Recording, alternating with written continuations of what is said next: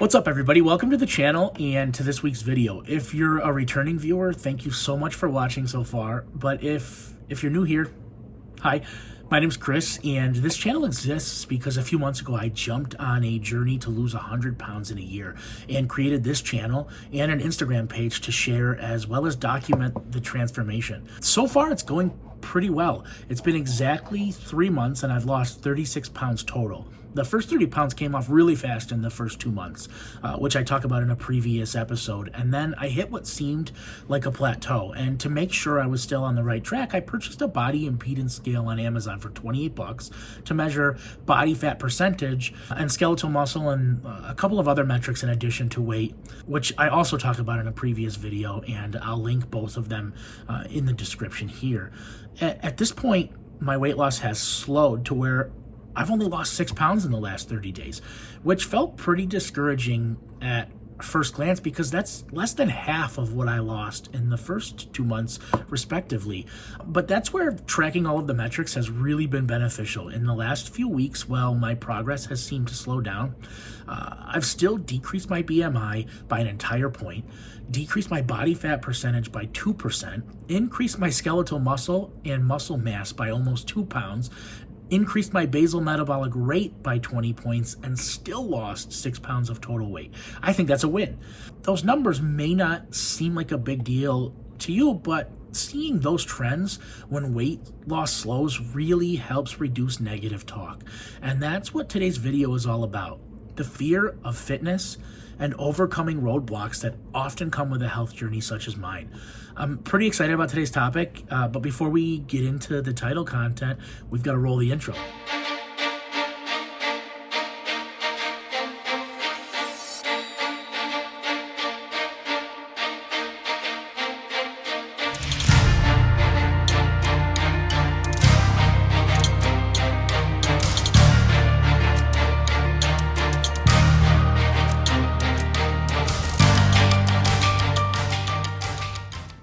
So the first roadblock I want to talk about is anxiety. Anxiety can hit you at any point on your road to health and fitness, but I want to touch specifically on the beginning, the anxiety that hits you before you've even begun.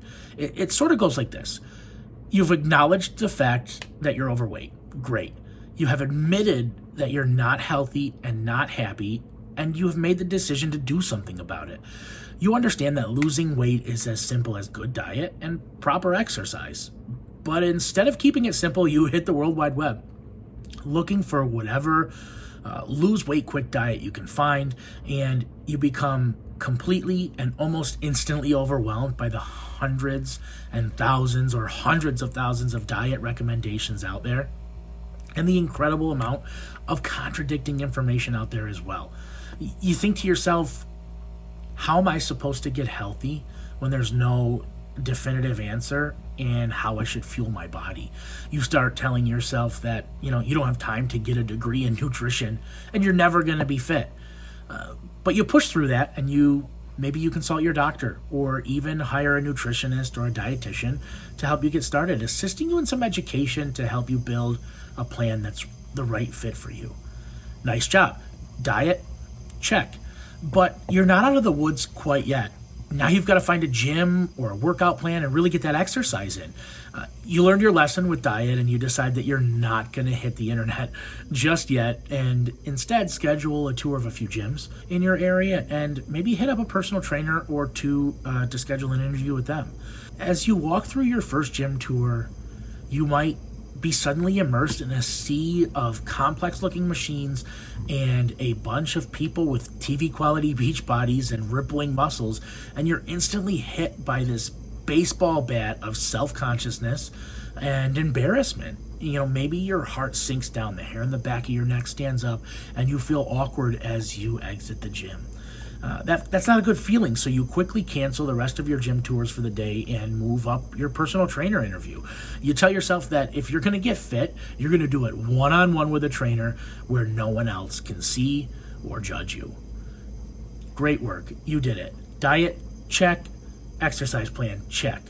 But you did it not without the overwhelming fear and anxiety that can come with starting a program like this. Now, I get it. I know that hiring a dietitian and a personal trainer may be extreme for a beginner, and it's maybe not everybody has the resources to set that sort of thing up. But the important message here is to take action.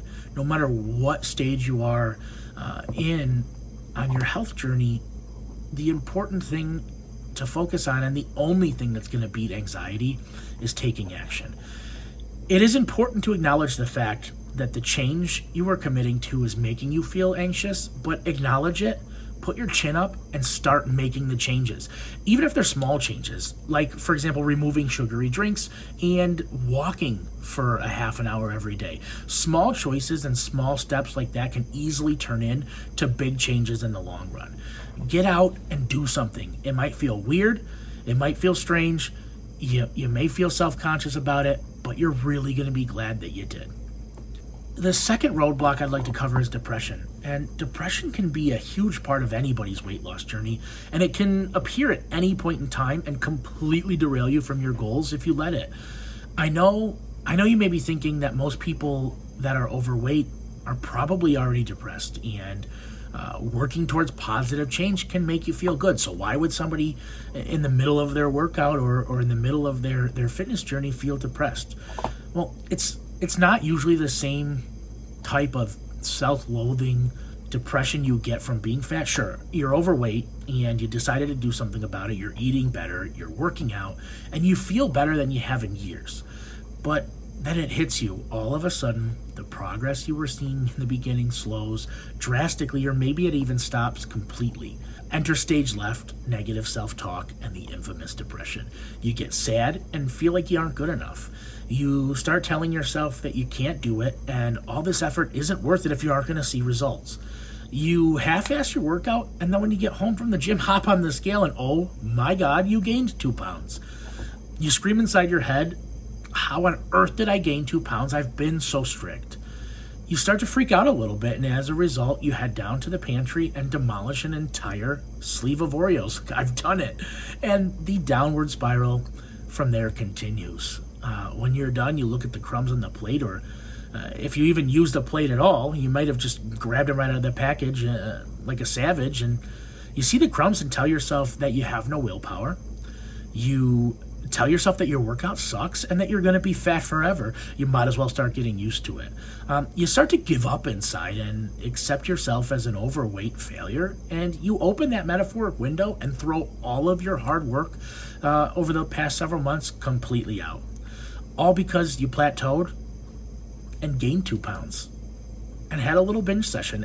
It's intense, it sounds crazy, but it happens. And you think to yourself, how in the world are you going to be able to overcome this? And look, let me go back just a little bit. So having a little binge session didn't make you fat in the first place. Adopting a lifestyle of binging as your normal eating habits probably did. And it happened over a long period of time. Straying from your nutrition plan for a meal every now and then is not the end of the world. I mean, that's why they call them cheat meals, right? You have to acknowledge the fact that your willpower broke for a moment and then just move on. Where you end up in trouble here is telling yourself that you have no willpower and quitting and abandoning your diet and nutrition plan altogether.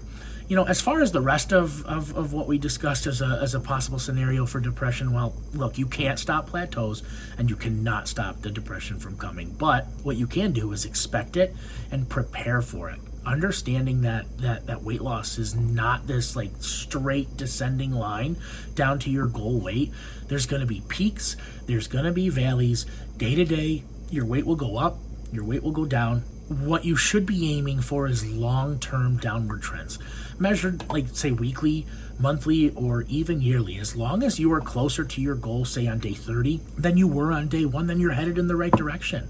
You know, also expect plateaus and be prepared to make small adjustments to your diet and exercise plans to help you break through those.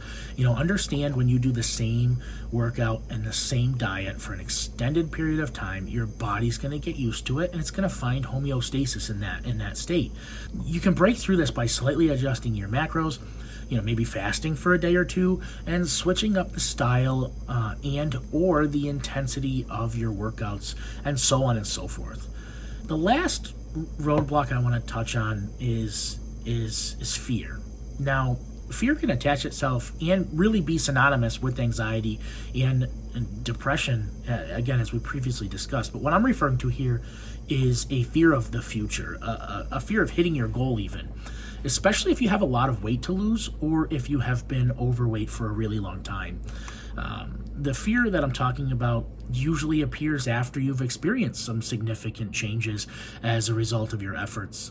For example, you've lost a decent amount of weight and, maybe now your clothes are starting to fit too loose, and you're kind of starting to fantasize a little bit about what you might look and feel like when you actually hit your goal. And that sounds great, but then all of a sudden, the negative talk pops in your head again and starts saying things like maybe, hey, good job, but you should stop while you're ahead because you're going to lose all this weight and you're going to get loose skin. Why are you working so hard? You look great and people already love the new you. Isn't 20 pounds enough? Or maybe the negative talk says something like, what if you lose all the weight and you just aren't attractive or maybe even look silly? What are you going to do then? Go ahead, keep getting thinner. When you hit your goal, people are going to say that you look sick. Maybe even negative talk like, hey, look, you've worked hard enough. Just take the week off. I mean, it could be anything. And, before you know it, you take the week off or you take the foot off the gas and you stop putting forth the level of effort and action that got you to this milestone in the first place. And in the blink of an eye, you've gained a bunch of weight back. Maybe you've gained all the weight back. Maybe you've taken your foot off the gas and you've gained all the weight and then some back. Again, this usually happens after hitting some milestones in your journey, and if you're not careful, it can completely destroy the hard work you've put in. And you should feel fear, but you shouldn't feel fear of what it's going to be like when you hit your goal. You should feel fear of what it might be like to go back to the weight and unhealthy lifestyle you lived before you decided to make all of this happen in the first place. And you should use that fear. You should use that fear to keep driving you forward. Now, you probably see a common theme between these. Whether it's fear, anxiety, or depression, they all often manifest through this negative self-talk. Look, I get it. Negative self-talk might seem subconscious and might seem difficult to control. I mean, it's human nature after all. But you have the ability to train your mind to take over your thought center, which is where negative self-talk comes from. Using positive affirmations for this can help. Even if it feels strange at first, you can easily defeat negative self-talk by getting into the habit of vocalizing out how awesome you are, how awesome you're becoming, and how much you're demolishing your goals. Or anything positive that opposes the negative. Every single morning, whether in the mirror, when you wake up, or in the car on the way to work, stating positive affirmations out loud in the morning helps set the tone for the rest of your day, and it helps suppress and diminish negative self-talk, allowing you to win the day. That's it for this video, guys. I truly hope you enjoyed today's episode and that some of the nuggets that I use to overcome these roadblocks have inspired or are going to help you on your journey. And as always, if you found any value in this video, please please subscribe, and please hit that bell icon so you know when I post new videos. And until next week, stay strong, and you got this. See ya.